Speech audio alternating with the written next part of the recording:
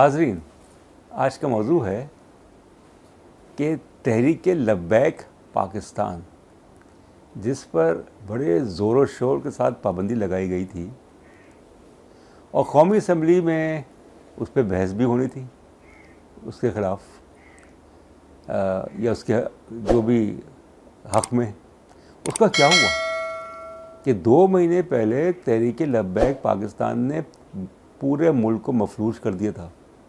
اور وہ اس لیے کیا تھا کہ جو ایک معاہدہ کیا حکومت پاکستان نے TLP تحریک لبیک پاکستان کے ساتھ، کہ جو کارٹونز وغیرہ جو خاکے تھے اس طرح کے، تو اس پہ جو فرانس کے جو سفیر ہیں ان کو بے دخل کرے، ان کو نکال دی جائے، اور اس کے علاوہ فرانس کے خلاف جو ہے وہ اقدامات اٹھائے جائیں. تو یہ معاہدہ حکومت نے یہ کہا تھا کہ وہ اس معاہدے کو جو ہے وہ قومی اسمبلی کے ذریعے کرے گی، مگر جب وہ نہیں ہوا 2 مہینے پہلے، 2-2.5 مہینے پہلے، تو تحریک لبیک پاکستان نے کال دے دی مظاہروں کی، دھرنے کی، اور انہوں نے تقریباً 20 شہروں کو مفلوج کر دیا. حکومت کچھ نہیں کر سکی. اور پھر جب پانی سر سے اونچا ہو گیا اور تحریک لبیک پاکستان کے جو حمایتی تھے، جو کارکنان تھے، کھلم کھلا انہوں نے قانون کو اپنے ہاتھ میں لے لیا. انہوں نے پنجاب میں، لاہور میں خاص طور پہ پولیس والوں پہ تشدد کیا، اور جب بات حد سے بڑھ گئی تو حکومت نے تحریک لبیک پاکستان کو پہ پابندی عائد کر دی، کالعدم قرار دے دیا. لوگ بڑے اس معاملے میں انہوں نے اطمینان کا اظہار کیا کہ کم از کم ریاست نے اپنی رٹ تو قائم کرنے کی کوشش کی ہے. ان کے کئی 100 کارکنان کو گرفتار کیا گیا، اور پھر یہ کہا گیا کہ اب ہم نہیں چھوڑیں گے، ریاست اب نہیں چھوڑے گی ان لوگوں کو جنہوں نے قانون کو اپنے ہاتھ میں لیا. تحریک لبیک پاکستان کی پوری تاریخ ہے، خادم رضوی صاحب کے زمانے سے، مرحوم خادم رضوی صاحب کے زمانے سے، کہ کن لوگوں نے، کن طاقتوں نے ان کی پرورش کی، پیٹرنائز کیا، اسپیس دی، حمایت کی در پردہ، اور پھر یہ ایک مانسٹر بن گئے. تو سوال یہ ہے کہ تقریباً 2 مہینے گزر گئے، اور پھر قومی اسمبلی میں ایک پرائیویٹ بل جو ہے وہ PTI کے، پاکستان تحریک انصاف کے قومی اسمبلی کے رکن نے پیش کیا، پرائیویٹ بل، جس پہ یہ کہا گیا کہ بھئی کہ تحریک لبیک پاکستان جو ہے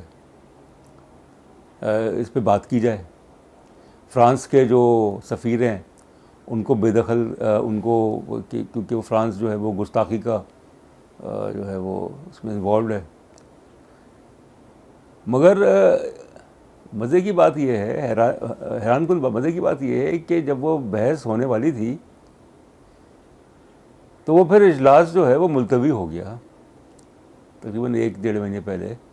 اور اس لیے ملتوی ہو گیا کہ بھئی کہ یہ جو کرونا وائرس کی جو تیسری لہر ہے وہ بڑی خطرناک ہے، تو اسمبلی کا اجلاس نہیں ہو سکتا. در پردہ پھر یہ کوششیں کی گئی کہ تحریک لبیک پاکستان جو ہے اس کو منایا جائے. اس کے کارکنان جو ہیں، جو کہ ملوث تھے قانون کو ہاتھ میں لینے کے، تشدد میں، رہا کر دیا گیا، اور ان سے کہا گیا کہ کچھ عرصے کے لیے آپ خاموش ہو جائیں. ہمارے یہی ہوتا ہے کہ جو پالیسی ہوتی ہے، مٹی پاؤ، تسی مٹی پاؤ، کہ کوئی بڑا واقعہ ہو گیا کہ لیاقت علی خان کو کس نے قتل کیا، پاکستان نے 65 کی جنگ کیوں نہیں جیتی، نہیں جیتی تھی، یہ بات تو طے ہے، ورنہ تاشقند کا معاہدہ کیوں ہوتا، 71 کا سانحہ کیوں ہوا، سیاچن جو ہے وہ پاکستان کے ہاتھ سے کیوں نکلا، ضیاء الحق کو کس نے، جو طیارہ جو گرا تھا ان کا C-130، کون ملوث تھا؟ کارگل کا آپ دیکھیں، اسامہ بن لادن کا، بڑے بڑے واقعات، مٹی پاؤ تسی مٹی پاؤ. یہ بھی اسی طرح کا ہے کہ 2 ہفتے تقریباً ہفتہ 2 ہفتہ پورے ملک کو مفلوج رکھنے، اور پہلی دفعہ نہیں، پہلے بھی 30 دفعہ انہوں نے کیا، جس کو کہتے ہیں انگریزی میں پالیسی آف اپیزمنٹ، کہ کچھ ایسے ریاست کے روگ ایلیمنٹس ہیں.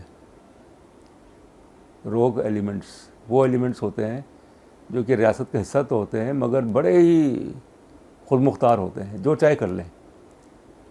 تحریک لبیک پاکستان کی انہوں نے پرورش کی. احسان اللہ احسان تحریک طالبان پاکستان کے، کیونکہ ملوث تھے، جو پشاور میں ہولناک واقعہ ہوا تھا 16 دسمبر 2014 کو، آرمی پبلک اسکول پشاور، کئی 100 بچے مر گئے تھے اس میں. ان کو کس نے فرار کروایا؟ سیف ہاؤس سے. نہ کوئی ان پہ تحقیقات، نہ کوئی مقدمہ، کچھ نہیں، وہ فرار ہو گئے.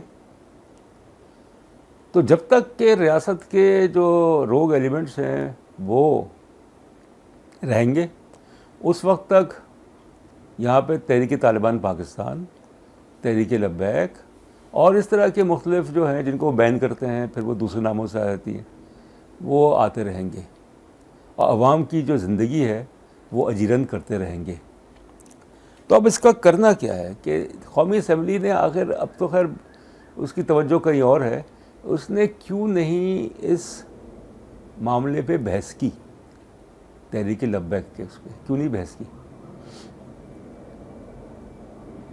تو اس کا تو مطلب یہ ہوا کہ جو تحریک لبیک نے اس ملک کے ساتھ کیا کھلم کھلا، اسے درگزر کر دے گیا.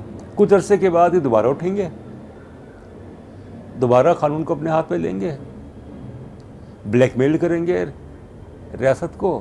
اور ریاست جو ہے چونکہ کمزور ہے اس معاملے میں، اور ریاست کے کچھ عناصر جو ہیں، کچھ ادارے جو ہیں جن کو روگ ایلیمنٹس چلاتے ہیں، روگ ایلیمنٹس کا انفلوئنس ہے، وہ جو ہیں ان کی پشپنائی کریں گے.